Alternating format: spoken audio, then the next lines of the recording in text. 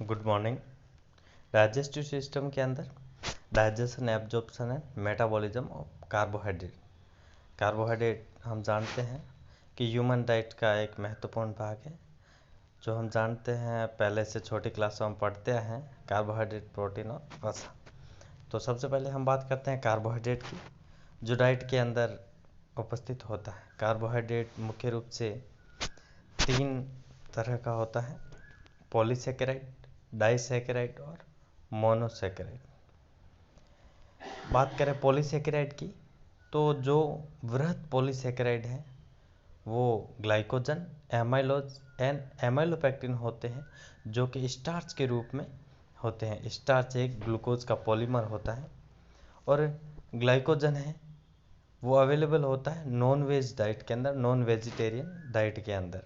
और amylose and amylopectin होते हैं वो वेजिटेरियन डाइट के अंदर उपस्थित होते हैं, क्योंकि जो एमाइलोज और एमाइलोपेक्टिन है इनका ओरिजिन होता है वो पादप या प्लांट से होता है। डाइसैकेराइड की बात करें, ये 2 तरीके के होते हैं जो हमारे फूड के अंदर या डाइट के अंदर अवेलेबल होते हैं। पहला होता है सुक्रोज और सेकंड लैक्टोज। सुक्रोज हम जानते हैं ग्लूकोज प्लस फ्रक्टोज से मिलकर बना होता है, जिसको टेबल शुगर भी कहा जाता है। आप इसको याद रखेंगे, टेबल शुगर।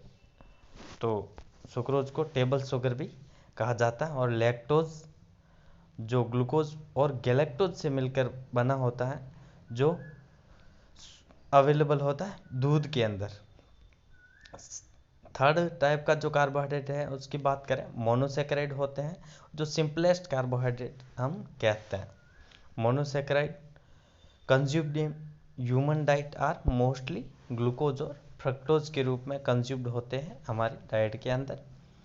जो अदर कार्बोहाइड्रेट होते हैं डाइट के अंदर वो होते हैं अल्कोहल, लैक्टिक अम्ल, पायरुविक अम्ल, पैक्टिन्स, डेक्स्ट्रिन्स और कार्बोहाइड्रेट इन मीट के अंदर। डाइट के अंदर सेलुलोज भी पाया जाता है, जो हम जानते हैं रेशेदार होता है और वो हमारे डाइजेशन के अंदर बहुत ही अच्छा रोल प्ले करता है। Which cannot be digest, cellulose कभी जो डाइजेस्ट नहीं होता, क्योंकि इसके डाइजेशन का जो प्रोसेस है वो हमारे बॉडी के अंदर अवेलेबल नहीं है। So it is not considered as a food for human, इसलिए इसको मनुष्य का भोजन नहीं माना जाता। आगे हम बात करें डाइजेशन ऑफ कार्बोहाइड्रेट की, तो इसका डाइजेशन है वो माउथ से स्टार्ट हो जाता है। माउथ के अंदर हम जानते हैं जो हमारी लार है उसके अंदर टाइलिन और एमाइलेज एंजाइम होता है। ठीक है, स्टमक के अंदर वीक एमाइलेज होता है। इसको हम टेबल रूप में देखेंगे तो सबसे पहले डाइजेशन ऑफ कार्बोहाइड्रेट, माउथ के अंदर जो जूस है, सैलाइवा है, उसके अंदर सैलाइवरी एमाइलेज या टाइलिन एंजाइम रहता है। और इसके सबसेट होते हैं पॉलीसेकेराइड और कुक्ड स्टार्च यानी पकी हुई स्टार्च। और एंड प्रोडक्ट इसका रहता है वो डाइसेकेराइड होते हैं, डेक्स्ट्रिन एंड माल्टोज। आगे बात करें, स्टमक के अंदर गैस्ट्रिक जूसेस और एंजाइम रहता है गैस्ट्रिक एमाइलेज, सबस्टेट होता है वीक एमाइलेज। और एंड प्रोडक्ट हो इसका एक्शन एंड न के बराबर नेग्लिजिबल एक्शन होता है। फिर स्मॉल इंटेस्टाइन के अंदर जो हम जानते हैं मोस्ट ऑफ द डाइजेशन होता है और एब्जॉर्प्शन भी यहाँ पर टैक्स होता है। इसमें pancreatic juice, pancreatic amylase enzyme और सबस्टेट होता है पॉलीसेकेराइड। और एंड प्रोडक्ट इसका तोड़ देते हैं इसको डाइसेकेराइड के अंदर dextrin, maltose and maltriose. Next enzyme sucrose होता है, सुक्रेज, जो सुक्रोज को डाइजेस्ट करने का काम करता है और इसको एंड प्रोडक्ट कन्वर्ट करता है ग्लूकोज एंड फ्रक्टोज के अंदर। माल्टेज एंजाइम माल्टोज एंड माल्ट्रियोज को ब्रेक डाउन करता है, इसका डाइजेस्ट करता है ग्लूकोज के अंदर। लैक्टेज एंजाइम लैक्टोज को ग्लूकोज एंड गैलेक्टोज में कन्वर्ट करता है, सक्कस एंट्रिकस में। और डेक्स्ट्रिनियस एंजाइम डेक्स्ट्रीन, माल्टोज एंड माल्ट्रियोज को ग्लूकोज के अंदर कन्वर्ट करता है। ट्री हेलेज एंजाइम होता है, ट्री हेलोज को ग्लूकोज के अंदर कन्वर्ट करता है। इसको आप याद करेंगे, ट्री हेलेज, ये भी कई बार पूछा जाता है। एक टेबल शुगर का अपन ने पढ़ा था, तो टेबल शुगर मैंने आपको बताया था यहाँ पर कि टेबल शुगर हम किसको कहते हैं, सुक्रोज को हम टेबल शुगर कहते हैं, तो इसको आप देख लेंगे। आगे हम बात करें एब्जॉर्प्शन ऑफ कार्बोहाइड्रेट की, तो एब्जॉर्प्शन ऑफ ग्लूकोज, जो कार्बोहाइड्रेट हैं स्मॉल इंटेस्टाइन के द्वारा मोनोसेकेराइड के रूप में एब्जॉर्ब किया जाता है, ग्लूकोज, गैलेक्टोज और फ्रक्टोज के रूप में।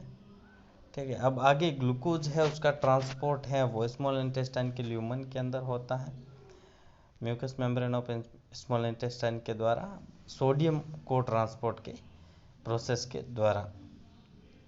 इसके अंदर हम from the epithelial cell glucose is absorbed into the portal vein by facilitated diffusion के द्वारा होता है।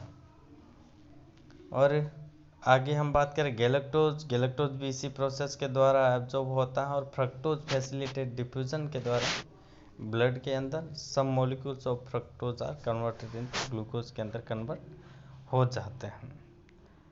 आगे हम बात करें इस तरीके के मेटाबॉलिज्म ऑफ कार्बोहाइड्रेट के बात करें, तो देखिए यहाँ पर सबसे पहले एब्जॉर्प्शन ऑफ ग्लूकोज, ग्लूकोज का एब्जॉर्प्शन होता है स्मॉल इंटेस्टाइन के द्वारा, तो लीवर में जाता है ग्लूकोज, लीवर के अंदर वो ग्लूकोज ग्लाइकोजन के अंदर स्टोर रहता है और यहाँ से कन्वर्ट किया जाता है इसको एमिनो एसिड और ट्राइग्लिसराइड के अंदर। और इसके अलावा जो सिस्टेमिक सर्कुलेशन के अंदर ग्लूकोज होता है वो मसल्स में जाता है ग्लूकोज के रूप में एनर्जी प्रोवाइड करने का, और स्टोर्ड ग्लाइकोजन फॉर्म के रूप में स्टोर करते हैं। फिर उसको ग्लूकोज यूटिलाइज होता है, और ग्लूकोज यूटिलाइज होता है ग्लाइकोलाइसिस प्रोसेस के द्वारा। जो एंड प्रोडक्ट बनता है वो पायरुविक एसिड बनता है। पायरुविक एसिड आगे फर्दर उसका डाइजेशन के लिए जाते हैं, एक तो एरोबिक और एक एनारोबिक। एरोबिक होता है वो क्रेब्स साइकिल के प्रोसेस के थ्रू गुजरता है और माइटोकॉन्ड्रिया के अंदर इसके बीच का लिंकेज स्टेप रहता है एसिटाइल कोएंजाइम में, और क्रेब्स साइकिल के अंदर ये जाकर एनर्जी प्रोवाइड करता है माइटोकॉन्ड्रिया में, इसलिए इसको हम माइटोकॉन्ड्रिया को कोशिका का शक्ति गृह कहते हैं। और जब क्रेब्स साइकिल के अंदर जो ग्लूकोज है वो उसका मॉलिक्यूल जाएगा पूरा डाइजेशन होके एसिटाइल कोएंजाइम के थ्रू यहाँ जो जाएगा, उसके द्वारा एनर्जी हमको फुल मिलेगी, और इसके अलावा हमको साथ में कार्बन डाइऑक्साइड और पानी का एक मॉलिक्यूल मिलेगा एंड प्रोडक्ट के रूप में। यानी यहाँ पर उस ग्लूकोज के जो मॉलिक्यूल है ग्लाइकोलाइसिस के थ्रू आता है उसका पूरा डाइजेशन होता है। दूसरा होता है अनोक्षी शोषण या अकोशिक अवायवीय शोषण हम बोले, इसके अंदर लैक्टिक एसिड साथ में बनता है, एनर्जी मिलती है कम मात्रा में और लैक्टिक एसिड बनता है। लैक्टिक एसिड सिस्टेमिक जब तक हमारी मसल्स के अंदर रहती है हम जानते हैं लैक्टिक एसिड हमको लैक्टिक एसिड का जमा होने थकावट महसूस होती है, और ये सिस्टेमिक सर्कुलेशन के द्वारा आगे लीवर के अंदर चली जाती है और वहाँ से इसको वापस यूटिलाइज किया जाता है। तो इस तरीके से हम देखें टिश्यू और अदर देन मसल्स के अंदर ग्लूकोज होता है वो ऑक्सीडेशन प्रोसेस के द्वारा एनर्जी और पानी और कार्बन डाइऑक्साइड के अंदर कन्वर्ट हो जाता है। तो सिस्टेमिक सर्कुलेशन के अंदर भी हम जानते हैं इस तरीके से कार्बोहाइड्रेट का मेटाबॉलिज्म होता है, और जब ग्लूकोज का एक मॉलिक्यूल है उसका पूरा डाइजेशन होता है वो क्रेब्स साइकिल के थ्रू होता है। इसमें